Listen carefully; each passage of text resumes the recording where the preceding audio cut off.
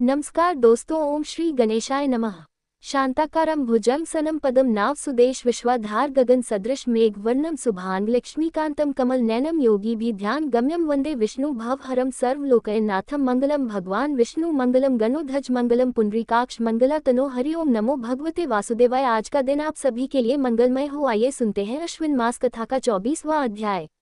भगवान श्री कृष्ण ने उद्धव जी से आगे कहा, उद्धव जी, विषयों में कहीं भी गुणों का आरोप करने से उस वस्तु के प्रति आसक्ति हो जाती है। आसक्ति होने से उसे अपने पास रखने की कामना हो जाती है और इस कामना की पूर्ति में किसी प्रकार की बाधा पड़ने पर लोगों में परस्पर कलह होने लगता है। कलह से क्रोध की उत्पत्ति होती है और क्रोध के समय अपने हित अहित का बोध नहीं रहता, अज्ञान छा जाता है। इस अज्ञान से शीघ्र ही मनुष्य की कार्य का निर्णय करने वाली व्यापक चेतना शक्ति लुप्त हो जाती है। साधु चेतना शक्ति अर्थात स्मृति के लुप्त हो जाने पर मनुष्य में मनुष्यता नहीं रह जाती, पशुता आ जाती है और वह शून्य के समान अस्तित्वहीन हो जाता है। अब उसकी अवस्था वैसे ही हो जाती है जैसे कोई मूर्छित या मुर्दा हो। ऐसी स्थिति में ना तो उसका स्वार्थ बनता है और ना तो परमार्थ। विषयों का चिंतन करते करते वह विषय रूप हो जाता है। उसका जीवन वृक्षों के समान जड़ हो जाता है। उसके शरीर में उसी प्रकार व्यर्थ श्वास चलता रहता है जैसे लोहार की धोखने की हवा। उसे ना अपना ज्ञान रहता है और न किसी दूसरे का। वह सर्व आत्म वंचित हो जाता है। उद्धव जी, यह स्वर्गादपि मनुष्यों के लिए उन लोगों को परम पुरुषार्थ नहीं बतलाती, परंतु बहिर्मुखी के द्वारा परम कल्याण में मोक्ष की विवक्षा से ही कर्मों में रुचि उत्पन्न करने के लिए वैसा वर्णन करती है जैसे बच्चों से औषधि में रुचि उत्पन्न करने के लिए रोचक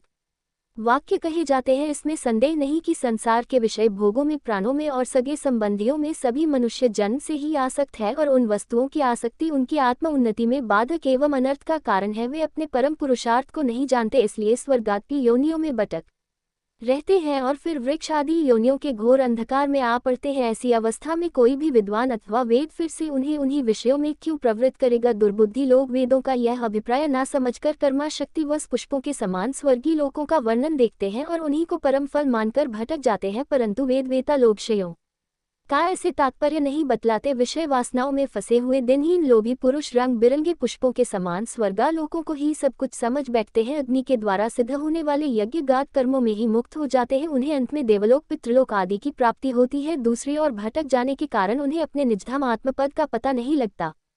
प्यारे उद्धव, उनके पास साधना है तो केवल कर्म की और उसका कोई फल है तो इंद्रियों की तृप्ति। उनकी आंखें धुंधली हो गई है, इसी से वे यह बात नहीं जानते कि जिससे इस जगत की उत्पत्ति हुई है, जो स्वयं इस जगत के रूप में है, वह परमात्मा में उनके हृदय में ही हूँ। यदि हिंसा और उसके फल मांस भक्षण में रागी हो, उसका त्याग न किया जा सकता हो तो यज्ञ में ही करे। ये परस विधि है, स्वाभाविक प्रवृत्ति का संकोच है, संध्या वंदना आदि के समान अपूर्व विधि नहीं है। इस प्रकार मेरे परोक्ष अभिप्राय को न जानकर विषय लोलु पुरुष हिंसा का खिलवाड़ खेलते हैं और दुष्टावश अपनी इंद्रियों की तृप्ति के लिए वध किए हुए पशुओं के मांस से यज्ञ करके देवता पितर तथा भूतपतियों के यजन का ढोंग करते हैं। उद्धव जी, स्वर्गादपि स्वप्न के दृश्यम के समान है, वास्तव में वे असत है। केवल उनकी बातें सुनने में बहुत मीठी लगती है। सकौम पुरुष वहाँ के भोगों के लिए मन ही मन अनेकों प्रकार के संकल्प कर लेते हैं और जैसे व्यापारी अधिक लाभ की आशा से मूल धन को भी खो बैठता है, वैसे ही वे सकौम यज्ञों द्वारा अपने धन का नाश करते हैं। वे स्वयं रजोगुण सत्वगुण या तमोगुण में स्थित रहते हैं और रजोगुण सत्वगुण अथवा तमोगुण इंद्र देवताओं की उपासना करते हैं। वे उन्हीं सामग्रियों से उतने ही परिश्रम से मेरी पूजा नहीं करते। वे जब इस प्रकार की पुष्पिता वाणी रंग बिरंगी मीठी मठी बातें सुनते हैं कि हम लोग इस लोक में यज्ञों के द्वारा देवताओं का यजन करके स्वर्ग में जाएंगे और वहां दिव्य आनंद भोग, उसके बाद जब फिर हमारा जन्म होगा तब हम बड़े कुलीन परिवार में पैदा होंगे, हमारे बड़े बड़े महल होंगे और हमारा कुटुंब बहुत सुखी और बहुत बड़ा होगा। तब उनका चित शब्द हो जाता है और उन हेकड़ी जताने वाले घमंडों को मेरे संबंध की बातचीत भी अच्छी नहीं लगती। उद्धव जी, वेदों में 3 कांड है, कर्म, उपासना और ज्ञान। इन तीनों कांडों के द्वारा प्रतिपादित विषय है ब्रह्म और आत्मा की एकता। सभी मंत्र और मंत्र दृष्टा ऋषि इस विषय को खोलकर नहीं गुप्त भाव से बतलाते हैं और मुझे भी इस बात को गुप्त रूप से कहना ही अभीष्ट है। वेदों का नाम है शब्द, ब्रह्म भी मेरी मूर्ति है, इसी से उनका रहस्य समझना अत्यंत कठिन है। वह शब्द ब्रह्म परापश्यंती और मध्यमा वाणी के रूप में प्राण, मन और इंद्रिय में है, समुद्र के समान सीमा रहित और गहरा है, उसकी था लगाना अत्यंत कठिन है। उद्धव, मैं अनंत शक्ति संपन्न एवं स्वयं अनंत ब्रह्म हूँ। मैंने ही वेदवाणी का विस्तार किया है। जैसे कमल नाल में पतला सा सूत होता है, वैसे ही वह वेदवाणी प्राणियों के अंतःकरण में अनाहत नाथ के रूप में प्रकट होती है। भगवान हिरण्यगर्भ स्वयं वेद मूर्ति एवं अमृतम है, उनकी उपाधि है प्राण और स्वयं अनाहत शब्द के द्वारा ही उनकी अभिव्यक्ति हुई है। जैसे मकड़ी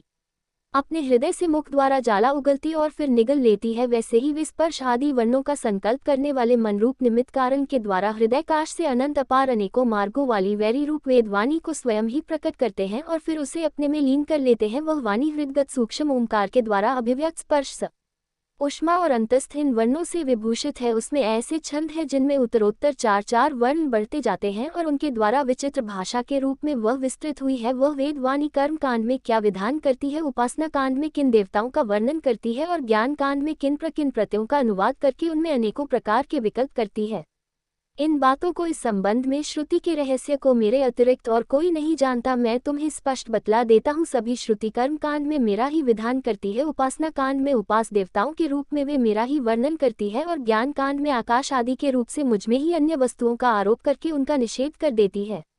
संपूर्ण श्रुति का बस इतना ही तात्पर्य है कि वे मेरा आश्रय लेकर मुझ में भेद का आरोप करती है, माया मात्र कहकर उसका अनुवाद करती है और अंत में सबका निषेध करके मुझ में ही शांत हो जाती है और केवल अधिष्ठान रूप से मैं ही शेष रह जाता हूँ। तो इसी के साथ आज का यह अध्याय समाप्त हुआ। इसके आगे की कथा मैं कल के अध्याय में सुनाऊंगा। तब तक के लिए भगवान हरि का नाम लेते रहे तो प्रेम से बोलिए भगवान विष्णु की जय, श्री कृष्ण भगवान की जय, समस्त देवी देवताओं की जय। धन्यवाद।